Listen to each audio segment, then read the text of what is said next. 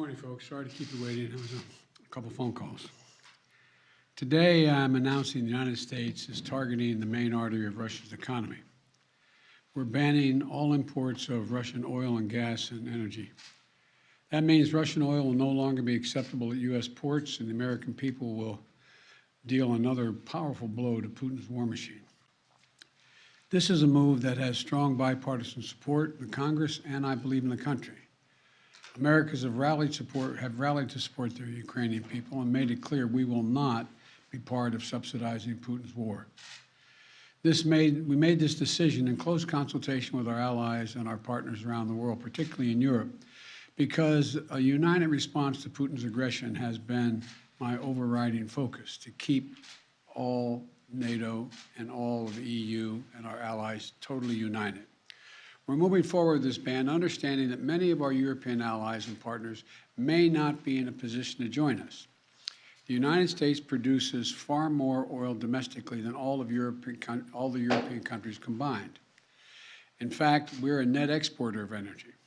So we can take this step when others cannot.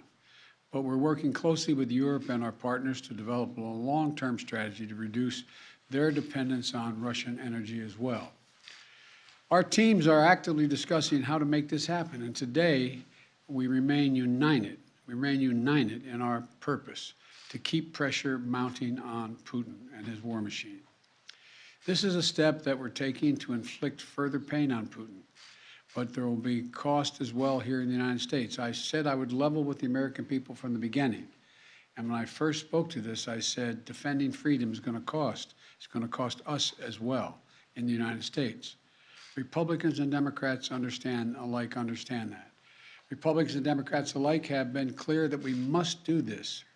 Over the last week, I've spoken with President Zelensky several times to hear from him about the situation on the ground and to consult and continue to consult with our European allies and about U.S. support for Ukraine and the Ukrainian people.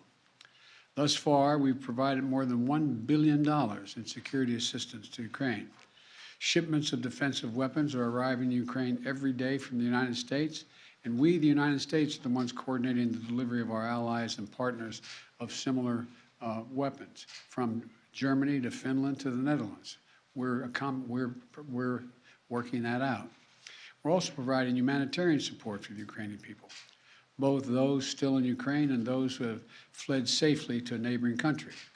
We're working with humanitarian organizations to surge tens of thousands of tons of food, water, and medical supplies into Ukraine, and with more on the way.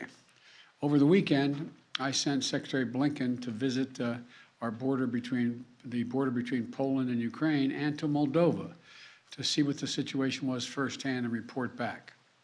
General Milley, Chairman of the Joint Chiefs of Staff of our Defense Department, was also in Europe, meeting with his counterparts and allies on NATO's eastern flank to reassure them, those countries bordering Russia, NATO countries, that we will keep our NATO commitment, a sacred commitment of Article 5.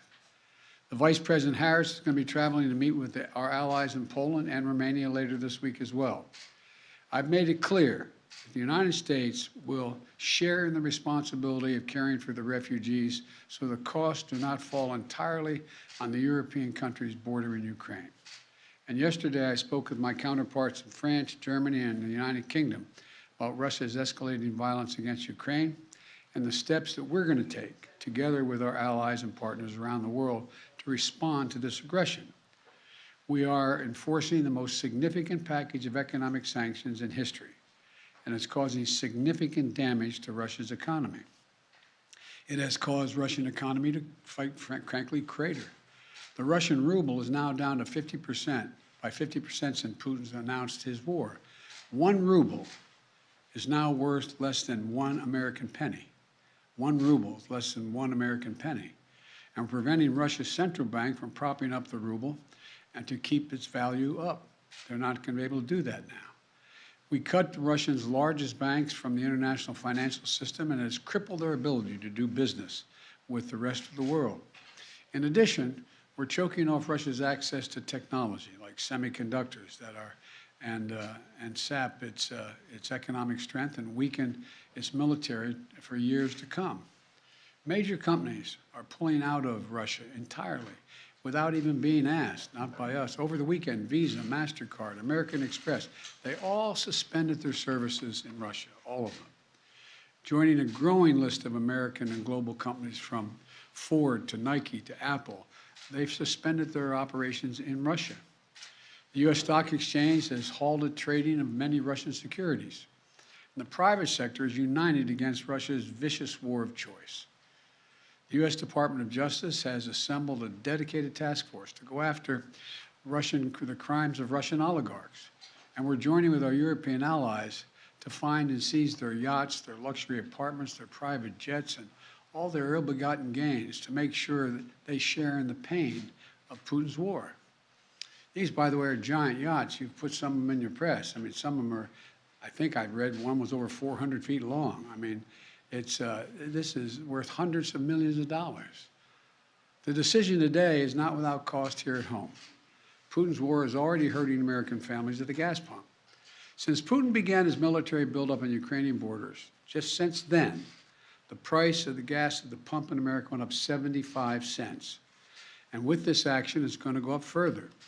I'm going to do everything I can to minimize Putin's price hike here at home. In coordination with our partners, we've already announced that we're releasing 60 million barrels of oil from our joint oil reserves. Half of that, 30 million, is coming from the United States. And we're taking steps to ensure the reliable supply of global energy.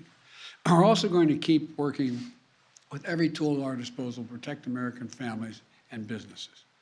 Let me say this. To the oil and gas companies and to the finance firms that back them, we understand Putin's war against the people of Ukraine is causing prices to rise. We get that. That's self-evident. But, it's no excuse to exercise excessive price increases or padding profits or any kind of effort to exploit this situation or American consumers, exploit them. Russia's aggression is costing us all, and it's no time for profiteering or price gouging. I want to be clear about what we'll not tolerate, but I also want to acknowledge those firms and oil and gas industries that are pulling out of Russia and joining other businesses that are leading by example. This is a time when we have to do our part and make sure we're not taking advantage. Look, let me be clear about two other points. First, it's simply not true that my administration or policies are holding back domestic energy production. That's simply not true. Even amid the pandemic, companies in the United States pumped more oil during my first year in office than they did during my predecessor's first year. We're approaching a record levels of oil and gas production in the United States, and we're on track to set a record of oil production next year. In the United States, 90% of onshore oil production takes place on land that isn't owned by the federal government.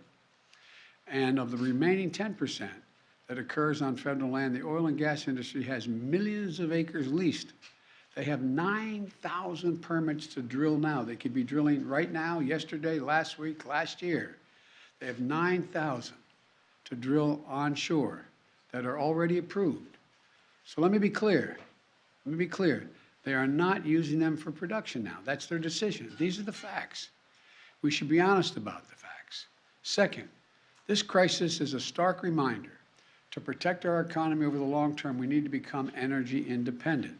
I've had numerous conversations over the last 3 months with our European friends of how they have to wean themselves off of Russian oil. It's just not tenable. It should motivate us to accelerate the transition to clean energy. This is a perspective that our European allies share, and the future where together we can achieve greater independence.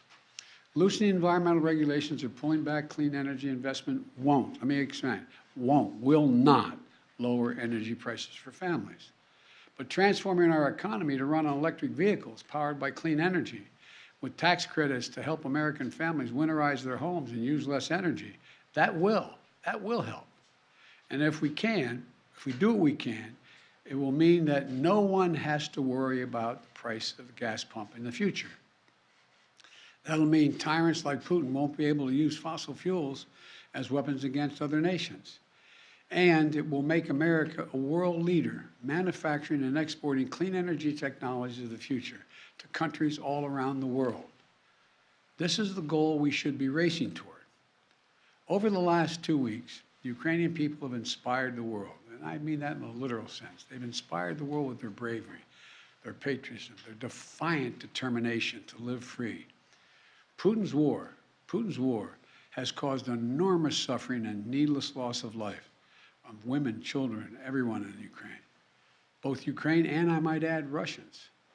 Ukrainian leaders, as well as leaders around the world, have repeatedly called for a ceasefire, for humanitarian relief, for real diplomacy. But Putin seems determined to continue on his murderous path, no matter the cost. Putin's now targeting cities and has been targeting cities and civilians, schools, hospitals, apartment buildings. Last week, he attacked the largest nuclear power plant in Europe with an apparent disregard for the potential of triggering a nuclear meltdown. He has already turned 2 million Ukrainians into refugees. Russia may continue to grind out its advance at a horrible price, but this much is already clear. Ukraine will never be a victory for Putin. Putin may be able to take a city, but he'll never be able to hold the country.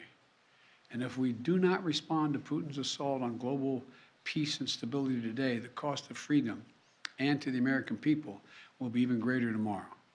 So we're going to continue to support the brave Ukrainian people as they fight for their country. And I call on Congress to pass the $12 billion Ukraine assistance package that I have asked them for of late. Ukrainian people are demonstrating by their physical courage that they are not about to just let Putin take what he wants.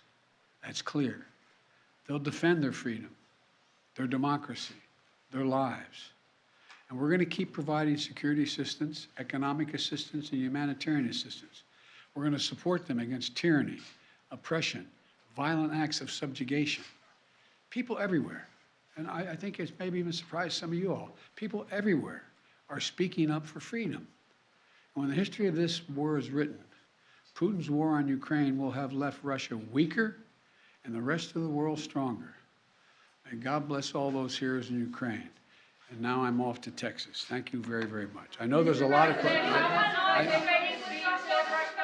I know there's a lot of questions, but there's a lot more that has to be made clear, and I'm going to hold on that until we get more information. Thank you.